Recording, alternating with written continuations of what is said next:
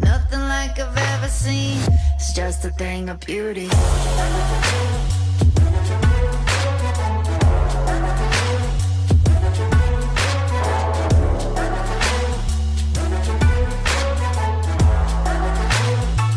It's just a thing of beauty.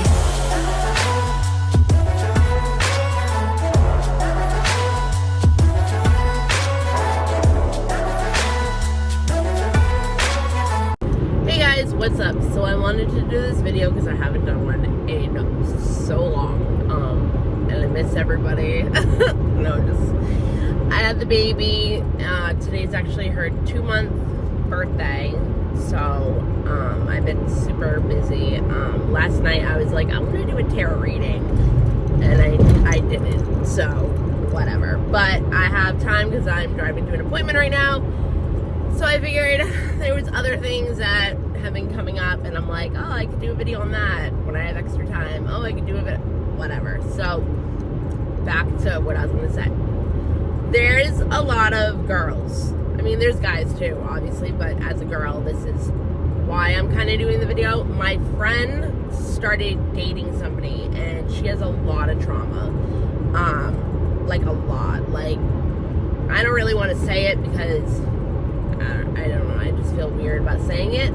I feel like I'll be telling people her life story, and it's not fair to her. So anyway, so she's been through a lot, alright? A lot. And I know a lot of us have.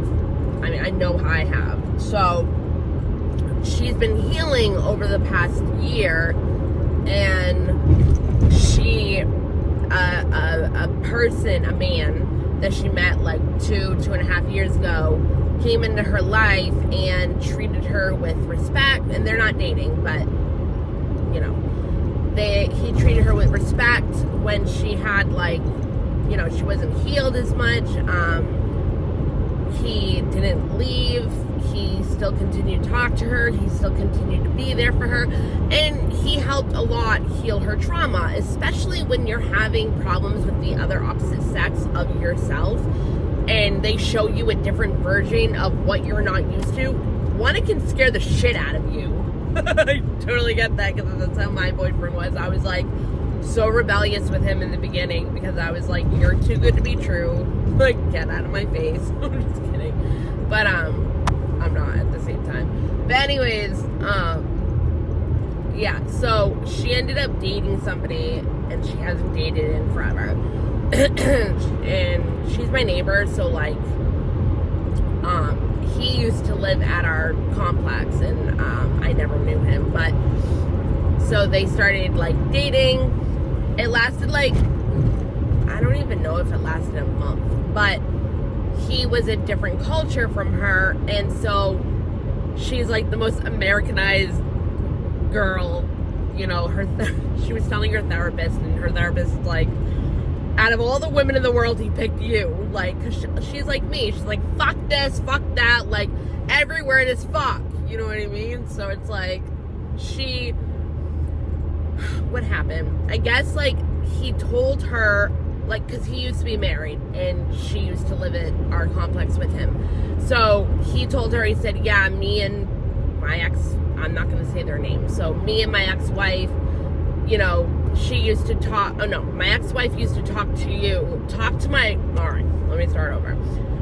His ex-wife used to talk to his mother about my friend, and they would talk about, and so he goes, you know, she talked about good things, and she talked about bad things, so my friend automatically goes to, well, what did she say bad about me? Doesn't even get to what was ever good, because then they got in a fight, and he was a bitch, and he fucking just left. But I understand at the same time, because they have a different culture, that at the same time, like, my friend explained a million times over and over again, like, how it wasn't derogatory, it wasn't supposed to be insulting, it wasn't even what he wanted to assume it was. But everybody has their own issues, and everybody has their own thing, and his culture, I'm just gonna say, he's Turkish. So his culture obviously clashed with how she was, and the way she would say things was insulting to him, and it didn't matter what she said or what she really meant. Like, it was weird. It was like she would sacrifice a lot of things for him but he wouldn't do the same for her. And he had a problem with this guy that she used to talk to, or she's friends with him, like really good friends, but that's it, they're friends. And you know, if she had a boyfriend, she wouldn't talk to him any other way rather than just friends. And they never dated, they never anything. So, but we both understand, you know, where he's coming from. I don't even know which way I'm going right now. I'm assuming I'm going this way. And I need to get on this exit. Yeah. Yes, I'm good. Yes. So, okay. So she was like, I don't remember what it was. I don't know if it was, I guess she complained about her dog's like fur hair or something and said something else or whatever. And so she wasn't meaning it in any way, just like I would talk. She goes, is that how all fucking Turkish women are? Like, so he was like, thinking that she was talking about his mother when his mother had nothing to do with it. It was about his ex-wife, if anything. And like he didn't, it was like he didn't want to accept the fact that like she was an independent woman who didn't need a man. And like when you're Turkish, I mean, I'm not saying anything, but like it seems like, you know, they would rather their women not be so outspoken or not as submissive, which she was very submissive to him. So it's very oh shit, it's very not understanding, like whatever. She like did a lot, she changed a lot, she did a lot for him that she would never do for somebody else, but not in a way where she disrespected herself. And I loved that, because she kept saying, I'm not changing who I am, I worked really hard to be this person, and I'm not changing it for anybody. When it came to certain things, when he didn't like when she did whatever, like she would change it, like, but he wouldn't compromise. So it was like, no, whatever. So my point is, everything was a problem to him. Anything she did, even though she really wasn't doing anything wrong, like at all.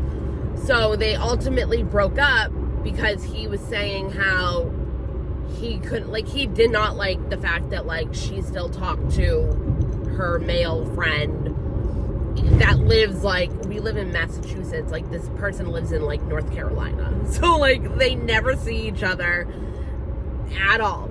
Like it, whatever. So, but this guy helped her heal. Like, it means something to her. Like, he accepted her for who she was. Like, he never tried to change her. Like, he was just there for her, you know? And, whatever. So he was pretty much like, the boyfriend was pretty much like, after him making bullshit excuses and doing this and doing that and whatever, like, he was like, oh, I can't, either you stop talking to him and whatever, or it's over. And it's like, to give an ultimatum to somebody like that when you literally, like, the first day you started hanging out with her, told her you loved her, like, it was like love bombing, but I don't think he's a narcissist. It was like, maybe his feelings were just really intense, and that's just how he felt in the moment, and like, so he would say things like that. But when you say things like that to people, male or a woman, like, you can be skeptical, but at the same time, like, you like hearing it, because it's like, if you've had a childhood where you would never accept it, it's like, then you have somebody that's accepting you for all of you and telling you right away that they love, it's a certain type of feeling, okay? So, and I had a male figure in my life like this as well, but when I started dating somebody else, if that's what you want to call it, for like 4 or 5 years, I did stop talking to him, but he never asked me to. It was just like, I just did. But like, if I saw him now, or I saw him like 2 years ago or something, I said hi to him. But, you know, he helped me heal, like, a lot. So, sorry, I'm like looking at my map quest thingy at the same time as doing this. Oh shit, okay. So, anyways, back to the story. So, she was like, no, like, pretty much like, you can't expect me to stop talking to somebody who helped me so much and never did what you're doing to me. Never made me feel like I was a piece of shit. I was unworthy. I wasn't good enough. Like, she's like, you're making me feel like how my mother made me feel, how my ex made me feel, and it's not fair. And I was so proud of her that she, like, stuck up for herself, but that's what the healing did. You know what I mean? Like, who this person really helped her with. And I had to remind her, like, you did this. Like, yes, he helped you, but, like, you ultimately did this for yourself. You know what I mean? So, you know, because sometimes we give other people the credit, and it's like, no, bitch, like, you did this. Like, you respected and loved yourself enough to do the work, heal, and whatever. He was just there as a tool to help you. Like, you know, everybody comes into our lives for a reason. And when you're ready to heal, you will be provided with, from the universe, God, whatever you want to call it, you will be attracted to the energies of the people that will help you heal. It's just how it works. But you have to be serious about it. And she was like, okay, I'm sick of this fucking bullshit. Like, you know, I'm sick of feeling like this. I'm sick of people making me feel like this. I'm sick of letting people take advantage of me, blah, blah, blah, and just other things. So, at the end of the day, she ended up breaking up with him for her own dignity, for her own freedom. Because it was like, even if she did stop talking to the other person who he complained about everything, it's like, what else would have been a problem? You know what I mean? And then, yeah. So my point of the whole story is, if you meet somebody, she just messaged me, if you meet somebody and they have helped you a lot in your life, and you have somebody telling you, you know, I don't want you talking to them anymore, after like a week. Like, they lasted probably like 3 to 4 weeks, I think, but it was like the first week the first day or second day he had a problem. And like, he'd get mad and then he'd go home and then text her and be mad, and it's like, why didn't you tell me to my face? Like, who's the childish one? He was also like 5 years younger than her, and divorced, and living with his parents, and didn't have like an actual real job. When she lives alone, she provides for her dog. I know it's not, you know, whatever. But she has her own job. Like, she has a good job, and she pays her bills. She does everything on her own. She doesn't need anybody, but it would be nice. You know what I mean? Like, all women, some of them are like, I'm independent. I don't need a man. I don't need that. It doesn't mean that we don't want one. It just means that we're self-sufficient enough where we don't need one. So it's like, if you're going to treat us like shit, we ultimately don't need to deal with it, because we're not begging for affection. We're not begging for a man. You know, it's not like we're conceited or we're being bitchy. It's not even pride. It's just, you know, some people are proud of themselves for being able to be self-sufficient and whatever. So at the end of the day, what the point is of this, I don't know why I told me to go right when I feel like I'm supposed to go left. At the end of the day, what I'm trying to get at is, what the fuck was, okay, my boyfriend, he's amazing. Like, he really is. He helps me heal a lot, pretty much the same way her friend did. That's in North Carolina. And it was like, he didn't really get jealous. He didn't really, you know, we kind of had like a thing where we didn't want to hear about each other's past or past relationships, unless it was like, you know, it's necessary. Like, if I'm telling him a story to have him understand a point I'm trying to make, and the principle is within another story with another person, that's fine. But like, I don't, and plus, like, my life with my son's father, like, who died and whatever 2 years ago, like, I was with him for 14 years. You're gonna have a lot of stories with certain people, like, you know what I mean? So, especially if you're telling somebody your trauma, that you're dating, and they are interested in who you are, you know what I mean? What you've been through, like, what your past is in certain ways. But I don't want to hear about the girls he's fucked and this and that, or had relationships are different, I guess one night stands and shit like that is not. Like, that's what you don't want to hear about, but whatever. But in the beginning, when we first started dating, it was a problem because whatever, it just was.